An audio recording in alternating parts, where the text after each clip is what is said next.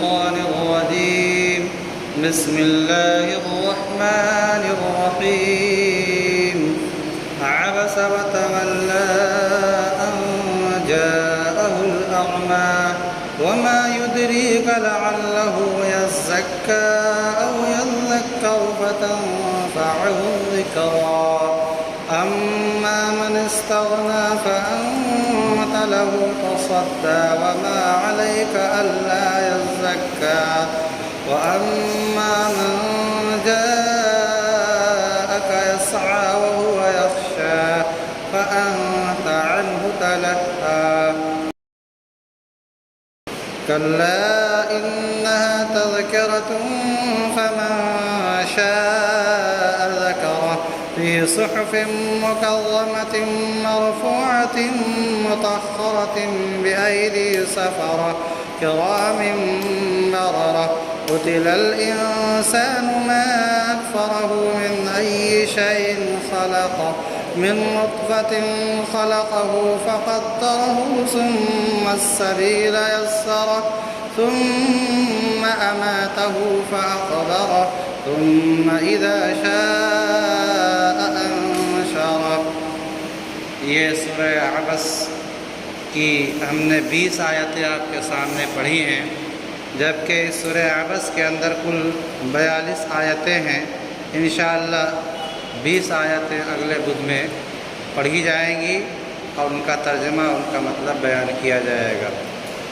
سورہ عبس جو نازل ہوئی ہے، اس کا ایک خاص شان نزول بیان کیا جاتا ہے کہ اللہ کے نبی علیہ السلام کی مجلس میں رؤسائے قریش کے جو بڑے بڑے سردار تھے جو ایمان نہیں لائے تھے، جیسے ابو جہل ابن ہشام، ایسے عتبہ ابن شیبہ، ربیعہ ابن شیبہ، امیہ بن خلف، یہ سب آئے ہوئے تھے اور اللہ کے نبی علیہ السلام ان کو دین کی دعوت دے رہے تھے، دین سمجھا رہے تھے۔ اتنے ہی میں ایک نابینا صحابی حضرت عبداللہ ابن ام مکتوم رضی اللہ تعالیٰ عنہ، جو آنکھ سے اندھے تھے لیکن دل سے اندھے نہیں تھے، ایمان لا چکے تھے اور آپ صلی اللہ علیہ وسلم کی مجلس میں مستقل حاضر رہتے تھے اور دین سیکھتے تھے۔ وہ آئے اور آپ نے یہ خیال نہیں کیا، کیونکہ آنکھ سے نابینا تھے، دیکھ نہیں سکتے تھے، تو انہوں نے آتے ہی رسول اللہ صلی اللہ علیہ وسلم سے کسی آیت کے پڑھنے کے بارے میں کہا اور اصرار کیا باضابطہ کہ آپ ہم کو ابھی پڑھ کر کے سنائیے۔ اللہ کے نبی علیہ السلام کو حضرت عبداللہ ابن ام مکتوم رضی اللہ تعالیٰ عنہ کی یہ ادا جو ہے پسند نہیں آئی کہ ابھی ہم بات کر رہے ہیں اور وہ بھی کفار مکہ جو رؤسائے مکہ تھے، سرداران تھے، ان سے بات ہو رہی ہے اور میری چاہت یہ ہے کہ ہو سکتا ہے کہ میری سمجھانے سے یہ لوگ ایمان لے آئیں اور آپ جو ہے بات کاٹ رہے ہو میری۔ تو اللہ کے نبی علیہ السلام تھوڑے ناراض ہوئے اور ناراضگی کا اظہار آپ کے چہرے سے بھی ہوا۔ لیکن یہاں اللہ کے نبی علیہ السلام کی اجتہادی غلطی تھی۔ اجتہاد یہ آپ وسلم نے کیا، آپ وسلم نے یہ سوچا کہ عبداللہ ابن ام مکتوم جس آیت کے پڑھنے کے بارے میں کہہ رہے ہیں، ان کو تو بعد میں بھی بتایا جا سکتا ہے، حالانکہ ان کے اندر دین کے طلب اور حاصل کرنے کا شوق تھا۔ اور یہ جو سرداران مکہ ہیں جو کافر تھے، یہ بار بار ملیں گے نہیں، اور اگر یہ ایمان لے آتے ہیں تو ان کا دیکھا دیکھی پورا مکہ ایمان لے آئے گا، لیکن ان کے اندر شوق نہیں تھا۔ تو اللہ رب العزت جیسے مجلس ختم ہوئی فوراً آیت نازل ہوئی اور آپ وسلم کو متنبہ کیا گیا کہ آپ کا یہ اجتہاد غلط تھا۔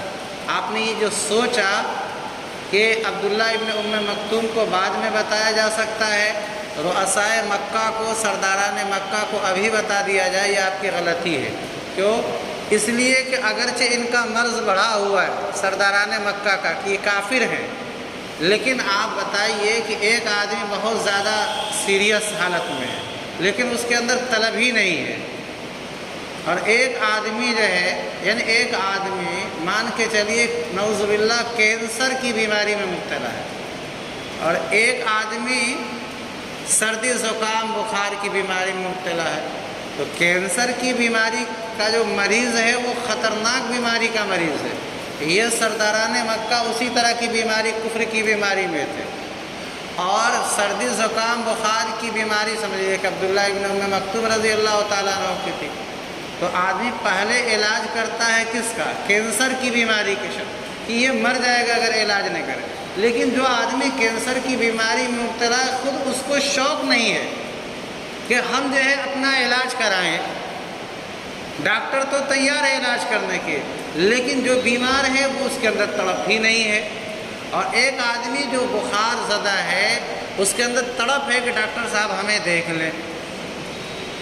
تو اللہ کے نبی علیہ الصلوۃ والسلام نے سوچا کہ ان کفار مکہ کو پہلے ہم بتا دیتے ہیں، حالانکہ ان کے اندر طلب نہیں تھی، اور عبداللہ ابن ام مکتوم رضی اللہ تعالیٰ عنہ کے اندر طلب تھی۔ تو اللہ نے کہا یہ طلب ان کے اندر عبداللہ ابن ام مکتوم کے اندر، لہذا آپ کو پہلے ان کی سننا چاہیے، ان کی نہیں سننا چاہیے تھی۔ اسی سے ایک مسئلہ اور نکلتا ہے، ایک ہے دین کی دعوت دینا اپنے بھائیوں کے درمیان چل پھر کر کے، جو مسلمان ہیں، نماز کے لیے نہیں آتے ہیں، روزہ نہیں رکھتے ہیں، دین سے غفلت برتتے ہیں، اور ایک ہے غیر مسلموں میں دعوت دینا جو ایمان ہی نہیں رکھتے ہیں، تو وہ ایک بڑی گمبھیر بیماری میں مبتلا ہے۔ لیکن جب وہ ادھر جھکتے ہی نہیں ہیں، ان کے اندر طلب ہی نہیں ہے، اور یہ مسلمان ہیں، ان کے اندر ایمان ہے، تو کسی نہ کسی درجے میں یہ طلب ہے، تو ہمارا زیادہ فریضہ بنتا ہے کہ ہم اپنے گھر کے اندر جو آگ لگی ہوئی ہے اس آگ کو بجھائیں،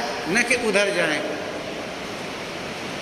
تو ہم اپنے، اسی لیے اللہ کے نبی علیہ الصلوۃ والسلام کو باضابطہ قرآن میں حکم دیا گیا وَانذِرْ عَشِيرَتَكَ الْأَقْرَبِينَ، دعوت کا کام اپنے گھر سے شروع کرنا ہے، اپنے محلے سے شروع کرنا ہے۔ محلے کے لوگ نمازی بنیں گے، گھر کے لوگ نمازی بنیں گے، دیکھا دیکھی جو ہے اور دور کے لوگ بھی نمازی بنیں گے۔ باہر کے عبس وتولی، یہ آیت اسی پر نازل ہوئی، اللہ کے نبی علیہ الصلوۃ والسلام کو بتایا گیا کہ آپ کو ایسا نہیں کرنا چاہیے تھا۔ عبداللہ ابن ام مکتوم کی بات سننی چاہیے تھی، اور جس آیت کو وہ کہہ رہے تھے پڑھنے کے لیے وہ پڑھ کر کے سنا دینا چاہیے۔ یہ ابو جہل ہے، یہ عتبہ ابن شیبہ ہے، ربیعہ ابن شیبہ، امیہ ابن خلف ہیں، ان کا ایمان موہوم ہے، وہمی ہے کہ لائیں گے کہ نہیں لائیں گے، لیکن ان کا تو جو ہے ایمان پہلے سے ہے عبداللہ ابن ام مکتوم، اور یہ فائدہ حاصل کرنے کے لیے آئے ہیں، تو اگر آپ بتائیں گے تو یقیناً ان کو فائدہ حاصل ہوگا۔ عبس وتولی، نبی علیہ الصلوۃ والسلام ناراض ہو گئے۔ ترجمہ جو ہے آسان میں کرتا ہوں تاکہ آپ کو سمجھ میں آ جائے، ورنہ لوگوں نے ترجمہ کا چی بجبی ہو گئے، کیا سمجھے گا آپ چی بجبی جو ہے۔ عبس وتولی، نبی علیہ الصلوۃ والسلام ناراض ہو گئے، وتولی، اور آپ نے اپنا چہرہ پھیر لیا۔ کس سے ناراض ہو گئے؟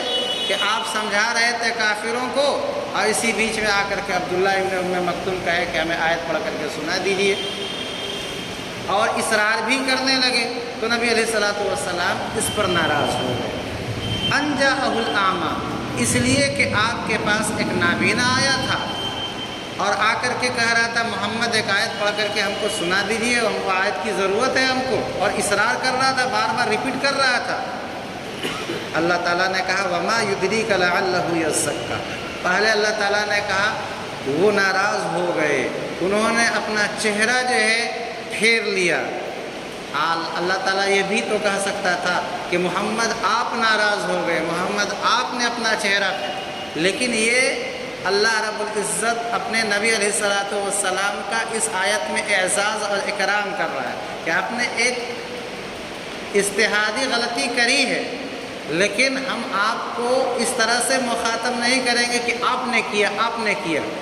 کس نے کیا؟ کسی کرنے والے نے کیا، اس کو نہیں کرنا چاہیے، لیکن اس طرح سے اعراض کرنا کہ مخاطب کو غائب بنا کر کے پیش کرنا، کہیں مکمل اعراض نہ ہو جائے، اس لیے کہا وما یدریک، آپ کو کیا پتہ ہے محمد لعلہ یزکی، ہو سکتا ہے کہ یہ نابینا سدھر جاتا۔ سدھرنے کا مطلب یہ ہے کہ زکا یزکی تزکیہ، اسی سے زکوٰۃ ہے کہ زکوٰۃ ہم جو دیتے ہیں اس کے ذریعے سے ہمارا ظاہر بھی سنورتا ہے اور اندر بھی جو دل ہے وہ بھی سدھرتا ہے۔ تو فرمایا کہ جس قرآن کی آیت کو پڑھ کر کے آپ سناتے اس عبداللہ ابن مکتوم کو، تو اس کا تزکیہ نفس ہوتا، دل پاک ہوتا، اس کا ظاہر اور باطن دونوں پاک ہوتا۔ تو اس کا مطلب یہ ہے کہ قرآن کریم پڑھنے پڑھانے کا مقصد ہے کہ ہمارا دل بھی پاک ہو جائے اور ہمارا جسم جو ظاہری طور پر بھی پاک ہو۔ اور یہ ذکر کہا یہ تو بڑا درجہ ہے کہ قرآن پڑھ کر کے انسان کا دل پاک ہو جائے، اگر اتنا نہ ہوگا تو کم از کم جو ہے انسان نصیحت ضرور حاصل کرے گا۔ فتنفعہ الذکر، اور یہ نصیحت اس کو فائدہ پہنچا دے گی۔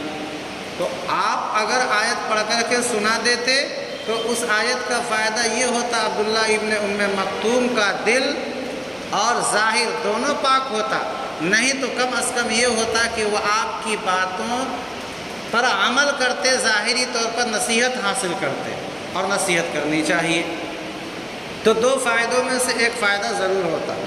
اس کے برخلاف آپ کا طرز عمل کیا رہا محمد؟ یہ آپ ابو جہل اور عتبہ ابن شیبہ ان پر آپ نے زیادہ توجہ دی۔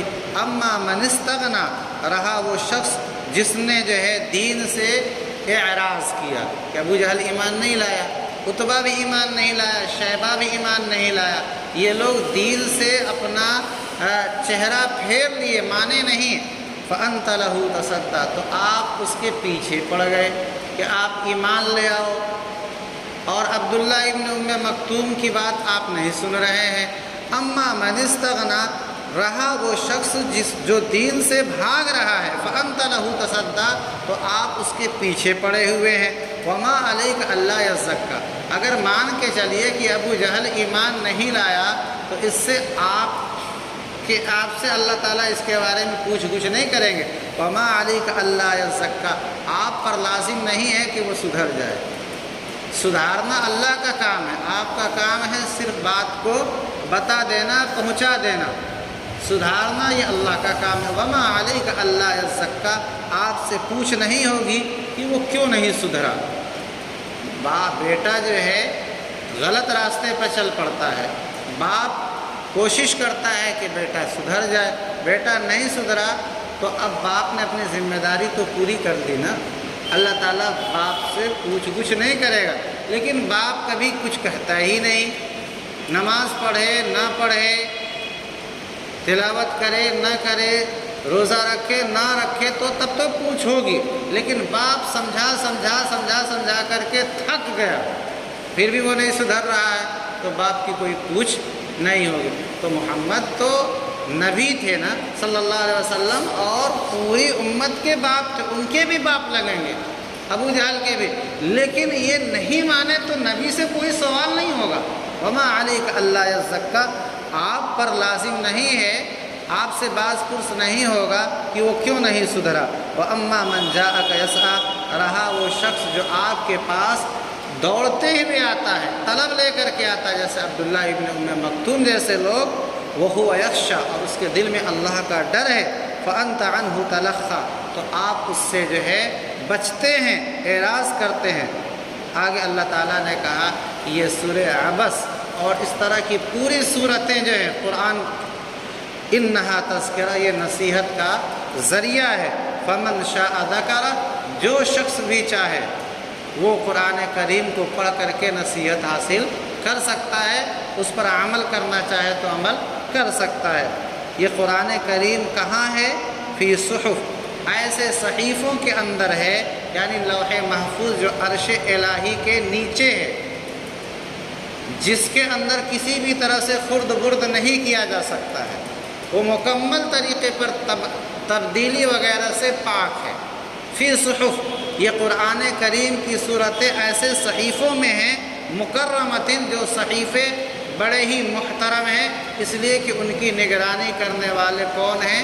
فرشتے ہیں، اور وہ عرش کے نیچے رکھا ہوا، اور انسان کی ساری تقدیریں، جس طرح سے یہ قرآن یہ سامنے ہمارے قرآن ہے، یہ قرآن اگر ختم بھی ہو جائے تو فی نفسہ ہی قرآن ختم نہیں ہو سکتا، اس لیے کہ قرآن کریم کہاں ہے؟ لوح محفوظ کے اندر ہے۔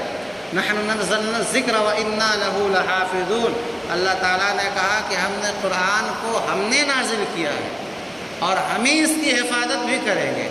چنانچہ اللہ کے نبی علیہ الصلوۃ والسلام کو دنیا سے گئے ہوئے 1450 سال ہونے جا رہے ہیں، لیکن قرآن آج بھی محفوظ ہے اسی شکل کے اندر۔ بہت کوششیں کی گئی جو قرآن کو ختم کرنے، قرآن جلا دو، حافظوں کو قتل کر دو، قرآن ختم ہو جائے گا، لیکن قرآن ختم اس لیے کہ اللہ کا وعدہ ہے، وہ وعدہ پورا ہو کر کے یہاں سے ختم کر دیے تو وہاں سے کیسے ختم کر پاؤ؟ فی صحف کہ صحیفوں کے اندر ہے، مکرمۃ جو صحیفے کی محترم ہیں، مرفوعۃ اور یہ صحیفے بڑے بلند مقام کے حامل ہیں، یعنی یہ کہ یہ عرش الہی کے پاس ہیں، اور عرش الہی کے پاس کوئی چیز ہو، عرش الہی کے نیچے ہو تو اس کا مقام بلند ہوتا ہے۔ مطہرۃ اور یہ جو صحیفے ہیں، قرآن کی سورتیں ہیں، یہ پاک ہیں، اور جب پاک ہیں تو پاک چیز کو پاک آدمی ہی چھو سکتا ہے۔ لا یمسہ الا المطہرون، قرآن کو کوئی ناپاک آدمی چھونا چاہے تو نہیں چھو سکتا۔ ہم مسلمانوں کا عقیدہ ہے، اللہ رب العزت کا فرمان ہے۔ یہ قرآن بأیدی سفرہ، ان فرشتوں کے ہاتھوں میں ہے۔ فرشتوں کے ہاتھوں میں قرآن کے ہونے کا مطلب یہ ہے کہ لوح محفوظ سے جتنا حکم ہوتا تھا اتنی جو ہے آیتیں نازل ہوتی تھی، تو اس کو کہا فرشتوں کے ہاتھوں میں ہونا۔ یا یہ ہے کہ سفرہ سے مراد لیا جائے کاتبین وہی لکھنے والے جو اللہ کے نبی علیہ الصلوۃ والسلام کی طرف سے مامور تھے، جن کو حکم تھا کہ جو بھی قرآن کی آیت نازل ہوگی ان کو آپ صلی اللہ علیہ وسلم لکھوا دیتے ہیں۔ کرام بررہ، یہ ایسے لوگ ہیں جو نیک ہیں اور محترم ہیں۔ قتل الانسان ما اکفرہ، اوپر جو ہے عتبہ کو، شیبہ کو، ابو جہل کو نبی نے سمجھایا لیکن وہ مانے نہیں۔ الانسان سے مراد یہی کافر ہے کہ خدا کی لعنت ہو۔ قتل الانسان، اس انسان پر جس کا اوپر تذکرہ آ گیا، ما اکفر، کتنا بڑا ناشکرا ہے کہ اللہ تعالیٰ نے نبی جو ہے اس کے درمیان بھیجا، قرآن نازل کیا، لیکن نبی پر ایمان نہیں لایا، قرآن کی تصدیق نہیں کیا۔ قتل الانسان، وہ انسان کتنا بڑا جو ہے خدا کی لعنت ہو اس انسان پر، ما اکفر، وہ کتنا ناشکرا ہے۔ پھر اللہ تعالیٰ نے کہا انسان کو کہ ذرا غور کریں اپنی تخلیق پر کہ اللہ نے اسے کس چیز سے پیدا کیا۔ من ای شیء خلق، کس چیز سے اللہ نے اسے پیدا کیا؟ خود اللہ تعالیٰ نے جواب دیا من نطفہ، کہ ہم نے تم کو ایک حقیر پانی نطفے سے پیدا کیا، اور نطفہ ہی جو ماں کے پیٹ میں عورت کے رحم میں جاتا ہے وہی باہر نہیں آتا۔ خلقہ، اللہ تعالیٰ نے انسان کو مکمل شکل و صورت میں بنایا۔ فقدر، اور اللہ تعالیٰ نے اس کی شکل و صورت کو کامل و مکمل بنائی۔ ایسا نہیں کہ ناک کو ہاتھ کی طرح بنا دیا یا ایک ہاتھ کو جو ہے بڑا اور ایک ہاتھ کو چھوٹا بنا دیا۔ قدر، اللہ تعالیٰ نے ہر ایک کو ایک اندازے سے بنایا۔ تو نطفے سے پیدا کیا، خلقہ، اللہ نے شکل و صورت بنائی، اور یہ سب کہاں بنا رہا ہے اللہ تعالیٰ؟ ماں کے پیٹ میں بنا رہا ہے، اور ماں کو بھی پتہ نہیں ہے۔ جو کھا رہی ہے ماں، ادھر کھا رہی، ادھر بیٹے کی جو ہے غذا فراہم ہو رہی ہے، یہ کون کر رہا ہے؟ کہہ رہے ہیں اللہ رب العزت اگر اسی پر غور کر لیتے تم لوگ تو پھر شرک نہیں کرتے، کہ جو اللہ جو ہے ماں کے پیٹ میں 9 مہینہ رہنے والے بچے کو غذا فراہم کر رہا ہے، وہی اللہ تم کو دنیا میں بھی کھلا رہا ہے۔ قتل من نطفہ، نطفے سے، خلقہ، اس کی شکل کو پیدا کیا، اور اس کی شکل کو اللہ تعالیٰ نے اندازے سے پیدا کیا۔ ثم السبیل یسرہ، پھر کہا اللہ تعالیٰ نے کہ تمہاری جو ہے نکلنے کے، یعنی ماں کے پیٹ سے نکلنے کے راستے کو اللہ نے آسان کر دیا، کہ انسان غور کرے جو ہے کہ اس تنگ مقام سے جو ہے یہ انسان جو ہے کیسے باہر آیا ہے۔ اسی لیے کہا جاتا ہے کہ ماں کو جو درد ذہ ہوتا ہے ولادت کے وقت، پیدائش کے وقت جو تکلیف ہوتی ہے، انسان اس کا حق ادا نہیں کر سکتا۔ وہ جھانکنے کا وقت ہوتا ہے، وہ اس کی زندگی اور موت کا وقت ہوتا ہے، لیکن اپنے بچے کے لیے وہ اس کو بھی برداشت کر جاتی ہے۔ فرمایا اللہ تعالیٰ نے کہ اللہ تعالیٰ نے ماں کے پیٹ میں تم کو جو ہے پوری شکل بنا دی اور پھر اس میں ہی نہیں چھوڑا، ثم السبیل یسرہ، پھر اللہ تعالیٰ نے آسانی سے تم کو جو ہے نکال کے باہر کر دیا۔ تمہاری ماں بھی سوستھ ہو گئی، ماں تندرست رہی، اور تم بھی دنیا میں آنے کے بعد جو ہے تندرست رہے۔ یہ کون کر رہا ہے؟ اللہ تعالیٰ کر رہے ہیں۔ ثم اماتہ، پھر اللہ نے کہا یہ تو ابتداءً تم کو ایسا پیدا کیا نا، ثم اماتہ، پھر اللہ تم کو موت دے گا، فاقبرہ، اور موت کے بعد اللہ قبر میں پہنچا دے گا۔ اس کا مطلب یہ ہے کہ موت کے بعد انسان کو قبر میں داخل کرنا چاہیے، ویسے ہی نہیں چھوڑ دینا چاہیے۔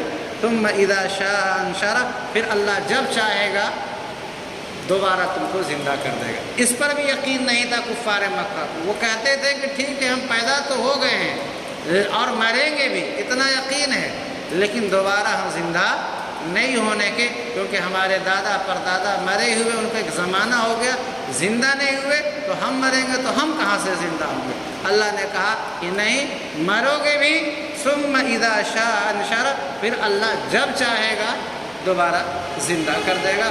اسی کو کہتے ہیں باس بادل موت، مرنے کے بعد دوبارہ زندہ کیا جانا۔